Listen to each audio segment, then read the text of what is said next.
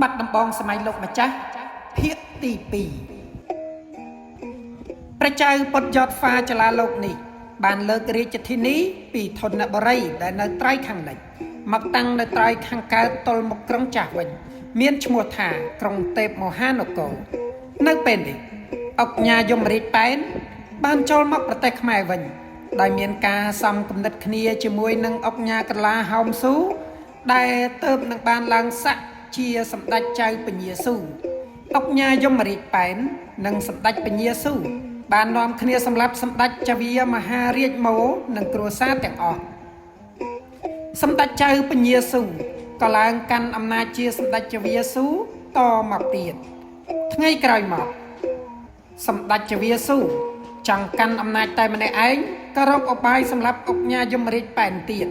តែអុកញ៉ាយមរាជប៉ែនដឹងខ្លួនទាន់ក៏នាំបកពួកទៅសម្រាប់ចវាស៊ូទៅទៀតអុកញ៉ាយមរាជប៉ែនក៏ឡើងកាន់តួនាទីជាសម្ដេចចវាតលហៈកាន់កាប់រត់តមកដោយមិនអាចបង្ក្រាបគូសត្រូវបានទាំងអស់នោះសម្ដេចចវាប៉ែនក៏ចាប់បញ្ជូនព្រះអង្គឯងនិងរាជវង្សានុវង្សទាំងអស់ទៅស្រុកសៀម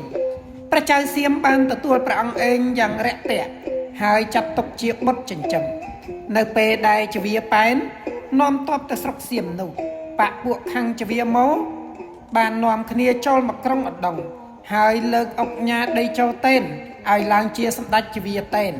ព្រះចៅសៀមទ្រង់តែងតាំងចវាប៉ែនជាចៅពញាអភ័យធិបេសវិសេសសង្គ្រាមរាមនរិនអន្តជ័យអភ័យភេរីបរាក្រមពហុហើយបានចាត់ឲ្យនាំទ័ពមកការពារស្រុកបាត់ដំបងនិងវាយកម្ចាត់ចវាតេនចេញពីឧដុង្គមានជ័យដែលជាហេតុនាំឲ្យមានចម្បាំងរវាងខ្មែរម្ខាងដែលពឹងយួននិងខ្មែរម្ខាងទៀតគឺពឹងសៀមទ័ពចវាតេនបានវាយរញច្រានទ័ពចៅពញាអភ័យធិបេសប៉ែនរហូតដល់បាត់ដំបងតែចៅពញាអភ័យធិបេសប៉ែនបានវាយតបតវិញយ៉ាងខ្លាំងធ្វើឲ្យទ័ពចវាតេនបរាជ័យយ៉ាងធ្ងន់នៅត្រង់ព្រែកដូនទាវទ័ពចវាតេនបានរត់ខ្ចាត់ខ្ចាយរហូតដល់ភ្នំពេញចៅពញាអភ័យធិបេសប៉ែនដេញតាមរហូតដល់ឧដុង្គហើយចាប់សម្ដេចចវាតេននាំទៅថ្វាយស្ដេចសៀមស្ដេចសៀមបែរជាប្រណីលើកលែងទោសឲ្យសម្ដេចចវាតេនទៅវិញចៅពញាអភ័យធិបេសប៉ែនឡើងកាន់អំណាចនៅឧដុង្គត្រួតត្រាប្រជានរាស្ត្រដោយវិធីខុសខើកាប់សម្លាប់ឥត្រាប្រណីធ្វើឲ្យប្រជានរាស្ត្រក្តៅកាហាយយ៉ាងខ្លាំងនៅសម័យចវាប៉ែនប្រុសភាគច្រើនស្លាប់អស់នៅសល់តែស្រីមេម៉ាយនិងក្មេងកំព្រាទើបមានដំណើរថាសម័យចវាប៉ែនមេម៉ាយ10ថ្លៃ1ស្លឹងសំផឹង10ស្មើស្លាពុក1ព្រះចៅសៀមដឹងអំពើខុសខើរបស់ចៅពញាអភ័យធិបេសប៉ែនក៏សុខចិត្តបញ្ជូនព្រះអង្គឯងឲ្យមកសោយរាជវិញព្រះអង្គឯងមានប្រជញ្ញ22ឆ្នាំក៏យាងមកសោយរាជនៅប្រទេសខ្មែរនៅឆ្នាំ1794នៅពេលនោះចៅពញាអភ័យធិបេសប៉ែនសូមព្រះអង្គឯងមកធ្វើជាចៅហ្វាយខេត្តបាត់ដំបងនិងសៀមរាបវិញព្រោះខ្លួនមានទំនាស់ជាមួយនឹងសម្ដេចចវាពុកដែលជាប្រធមបិតាជាមួយនឹងព្រះអង្គកែវដួងហើយនឹងអុកញ៉ាដីចូលតេនព្រះអង្គឯងក៏សុខចិត្តយល់ព្រមតែក្រោយមកចៅពញាអភ័យធិបេសប៉ែនបានចូលទៅក្រាបបង្គំគាល់ព្រះចៅសៀមសូមមិនស្ដាប់រាជការក្រុងឧដុង្គទេព្រោះខ្លួនមានទំនាស់នឹងមន្ត្រីជាន់ខ្ពស់នៅឧដុង្គ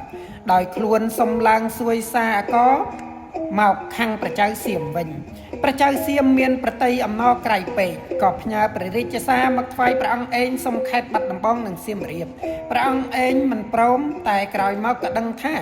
ចៅពញាប៉ែនក្បត់ចូលដៃជាមួយស្ដេចសៀមរួចទៅហើយក៏សុខចិត្តថ្វាយខេត្តបាត់ដំបងនិងសៀមរាបទៅព្រះចៅសៀមក្នុងមួយរជ្ជកាលព្រះពុទ្ធយត់ហ្វាចលាលោកផុតពីរជ្ជកាលនេះទៅព្រះអង្គឯងសូមយកខេត្តទាំងពីរនេះមកវិញដោយហេតុនេះហើយបានជាចាប់តាំងពីឆ្នាំ1795មកខេត្តបាត់ដំបងសៀមរាបសំណាត់ចុងកាល់បានក្លាយជាខេត្តសៀមរាបដោយមានចៅពញាអភ័យធិបេសប៉ែននិងគ្រួសារកាន់អំណាចត្រួតត្រាជាស្ដេចត្រាញ់លើទឹកដីដ៏ល្វឹងល្វើយនេះរហូតដល់ឆ្នាំ1907ព្រះអង្គឯងសុខចិត្តថ្វាយខេត្តបាត់ដំបងនិងសៀមរាបទៅព្រះចៅសៀមតែក្នុងមួយរជ្ជកាលព្រះពុទ្ធយត់ហ្វាប៉ុណ្ណោះព្រះអង្គឯងនឹងសុំយកមកវិញនៅរជ្ជកាលស្ដេចក្រោយ តែនៅឆ្នាំ1806ព្រះអង្គឯងក៏សគត់មុនប្រពុតយត់ហ្វាទៅទៀតព្រះមហាក្សត្រក្រោយព្រះអង្គឯងមានកង្វល់ផ្សេងក៏បានទាមទារយកខេត្តទាំងនេះពីសៀមមកវិញគ្រួសារចវាប៉ែនក៏កាន់កាប់ខេត្តនេះរហូតទៅដល់6ដំណរួមទាំងចៅពញាអភ័យអធិបេសប៉ែនរហូតដល់លោកកថាធម្មឈុំគឺពីឆ្នាំ1795ដល់ឆ្នាំ1907